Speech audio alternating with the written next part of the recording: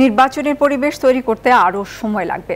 প্রধান উপদেষ্টা ডক্টর মোহাম্মদ ইউনূসের সাথে বৈঠক শেষে কথা জানান বিএনপি মহাসচিব মির্জা ফখরুল ইসলাম আলমগীর। তিনি বলেন, বিদেশে বসে সাম্প্রদায়িক সম্প্রীতি বিনষ্টের চক্রান্ত চলছে। এ সময় অন্তর্বর্তী সরকারকে সহযোগিতা করতে সবাইকে অনুরোধ করেন বিএনপির জ্যেষ্ঠ নেতারা।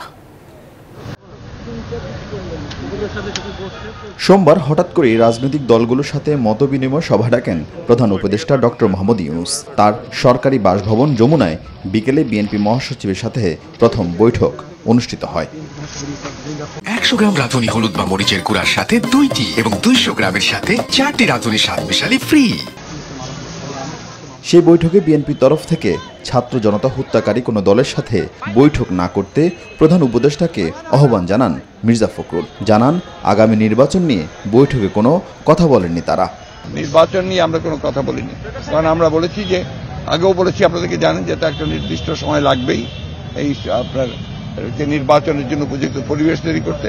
আমরা তাদেরকে সেই সময়টি অবশ্যই দিয়েছি এবং আমরা তাদের সব বিষয়গুলোতে সমর্থন দিচ্ছি। তারা আমাদের সঙ্গে শেয়ার করেছেন কি করেছেন, কি করতে যাচ্ছেন। অবশ্যই সকল রাজনৈতিক দলের সঙ্গে কথা বলবেন, কিন্তু কোনো হত্যাকারীর সঙ্গে নয়, যারা ছাত্রদের হত্যা করেছে, যারা শিশুদের হত্যা করেছে। আর বিএনপি নেতা সালাউদ্দিন আহমেদ জানান, তাড়াহুড়ো না করে দেশে গণতন্ত্র ফেরাতে সরকারকে একটি রোডম্যাপ দেওয়ার পরামর্শ দিয়েছেন তারা। যত দ্রুত সম্ভব একটি রোডম্যাপ দেন, যে গণতান্ত্রিক প্রক্রিয়ায় আপনারা কবে যেতে চান, কিভাবে যেতে চান, তার একটা রূপরেখা দেন। তাড়াহুড়োর আমাদের প্রয়োজন নেই। কিছু অবশ্যই গুরুত্বপূর্ণ সংস্কারের বিষয় আছে, যে সংস্কারগুলো আপনারা না করলে এই জাতি ভবিষ্যতে হয়তো সেই সংস্কারগুলোর জন্য আরো বহু বছর অপেক্ষা করতে হবে।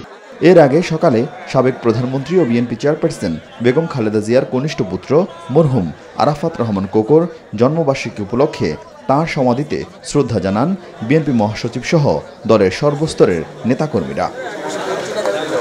পরে মির্জা ফখরুল বলেন, ইন্টারিম গভর্নমেন্টটাকে ব্যর্থ করার জন্য তারা এই মিথ্যা বানোয়াট ভিত্তিহীন প্রোপাগান্ডা চালাচ্ছে।